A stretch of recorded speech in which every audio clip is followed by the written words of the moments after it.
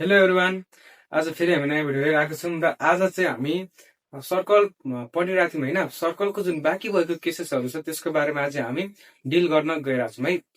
हामीले योभन्दा अघिल्लो भिडियोमा मैले सर्कलको भिडियो बनाएको थिएँ होइन, त्योमा चाहिँ मैले यहाँसम्म होला है, यहाँसम्म मैले कुरा गरेको थिएँ। अनि योभन्दा 3-4वटा अरू पनि केसेसहरू छन् है। आज हामी त्यसको बारेमा पनि कुरा गर्ने हो। ल पहिला हामी हेरौँ त, पहिला रिभिजन गरिहालौँ है। हामीले अघिल्लो भिडियोमा के पढाएको थियौँ है।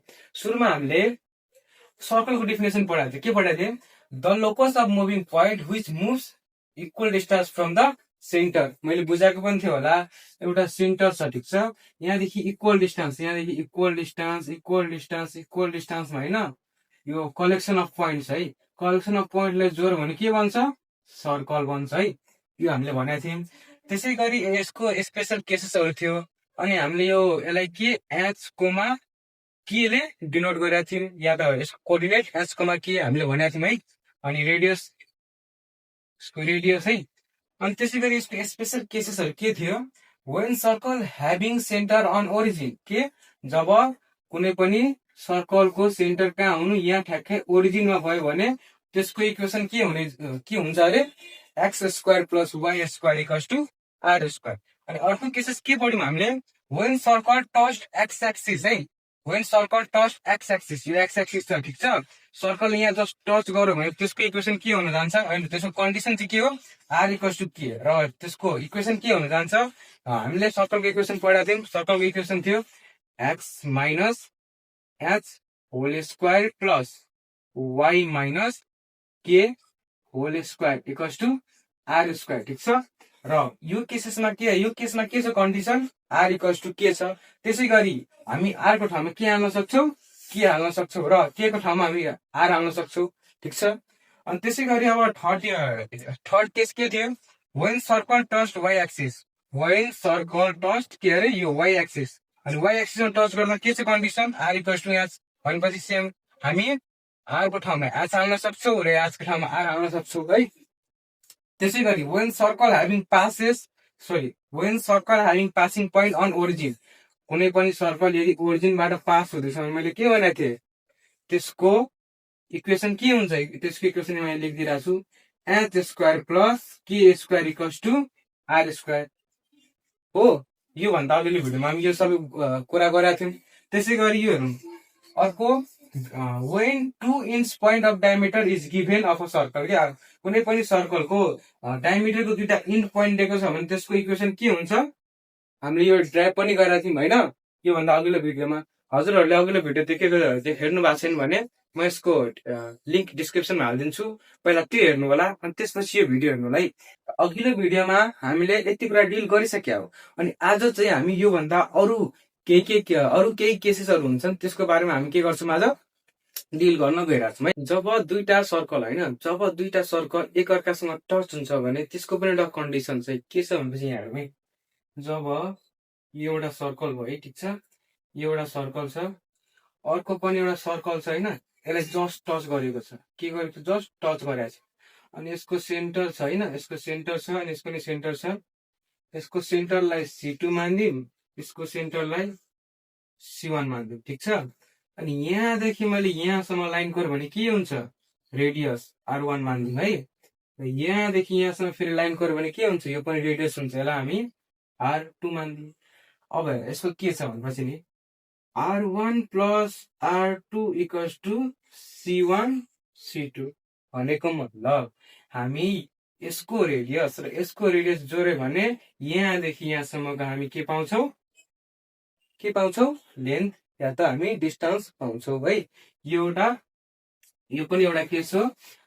कब अरे? जब टु सर्कल टचेस एक्सटर्नली। ल, टु सर्कल टचेस एक्सटर्नली है, टु सर्कल टचेस एक्सटर्नली। अब इन्टरनली पनि हेर्नुपर्छ है। इन्टरनली टच गर्यो भने के हुन्छ है? यो मेट्यो मैले।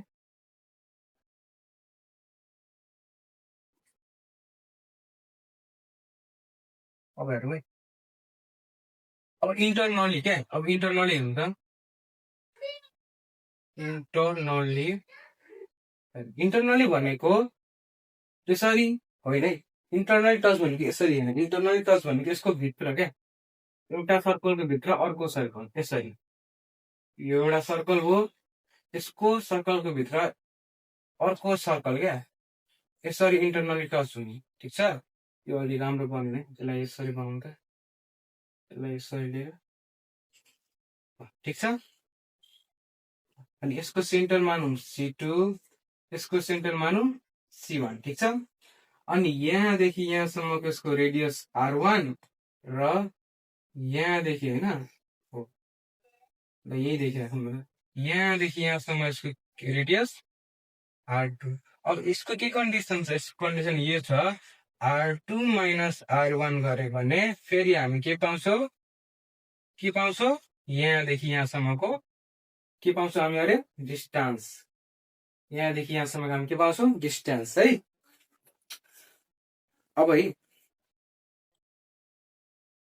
अब सर्कलको पनि एउटा जेनरल इक्वेसन हुन्छ, जेनरल इक्वेसन के हुन्छ, x² + y² + 2gx + 2fy + c = 0। जब हामीलाई सर्कलको एउटा जेनरल इक्वेसन दिएको छ र त्योबाट हामीलाई या त सेन्टर निकाल्नु छ या त हामीलाई त्योबाट रेडियस निकाल्नु छ भने कसरी निकाल्न सक्छौ, सेन्टर निकाल्नु छ भने -g -f ले, रेडियस निकाल्नु छ भने √g² + f² - c, यसरी गरेर हामी के गर्न सक्छौँ, दुईटाको सेन्टर र रेडियस निकाल्न सक्छौँ। ठिक छ। अब हामी केही एक दुईटा क्वेसन सोल्भ गर्छौँ र हेर्छौँ है कस्तो कस्तो खाले क्वेसन हामीलाई सोध्ने गरिन्छ त है। अब त्यसै गरी एउटा क्वेसन हेरौँ त, क्वेसन के छ, find the equation of a circle which ends of diameter are 2,4 and 4,5। अघि हामीले एउटा केस पढाएको थियौँ, त्यसमा के थियो कि जब हामीलाई सर्कलको डायमिटरको दुईटा इन्च पोइन्ट दिएको छ भने त्यसको एउटा के हुन्छ, त्यसको इक्वेसन हुन्छ, म यहाँ लेखिरहेको छु है, त्यसको इक्वेसन हुन्छ x - x1 x - x2 plus y - y1 y - y2 = 0 हो, यो इक्वेसन हुन्छ। अब हेर हामीलाई दुईटा के भन्छ, दुईटा पोइन्ट इन्च पोइन्ट दिएको छ डायमिटरको। अब यही इक्वेसनको युज गरेर हामी के गर्न सक्छौँ, इक्वेसन अफ सर्कल निकाल्न सक्छौँ। ल पहिला लेखौँ द गिभेन है, के गिभेन छ पहिला त्यो लेखिहालौँ है। Given is point of diameter के दिएको छ, 2,4 र 4,5। यसलाई हामी यसरी छुट्याएर लेख्न सक्छौँ, x1,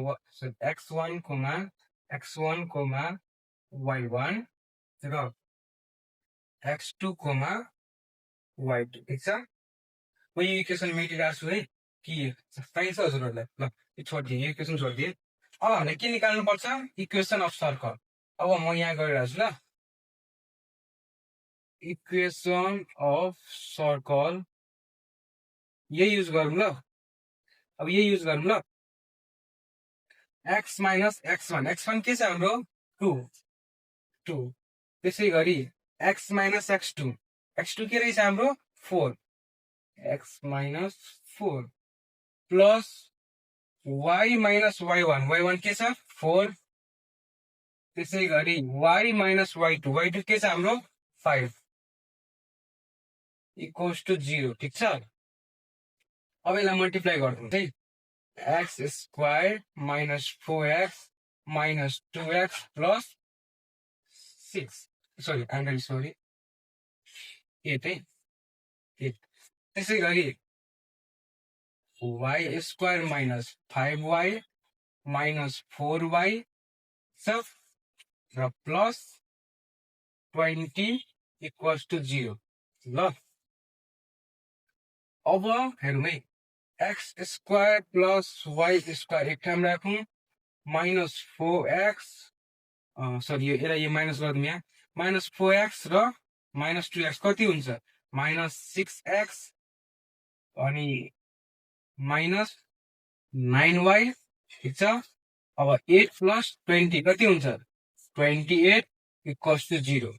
यही हाम्रो के हो, यही हाम्रो हो रिक्वायर्ड इक्वेसन। हामीले के निकाल्न खोजेको थियौँ? Equation of circle. Equation of circle के हो? यो कुन फर्ममा? त यो जेनरल फर्ममा हामी यो निकाल्यौँ ल। क्वेसन सजिलो थियो। यस्तै यस्तै क्वेसन हजुरहरू पनि आफ्नो टेक्स्ट बुकमा खोज्न सक्नुहुन्छ र त्यहाँको क्वेसन यो कन्सेप्ट लिएर हजुरहरू पनि सोल्भ गर्नु होला र नआएको क्वेसन कमेन्ट गरिदिनु होला। म पक्कै यसको भिडियो बनाएर या त रिप्लाई दिनेछु है। ल आजको लागि धन्यवाद।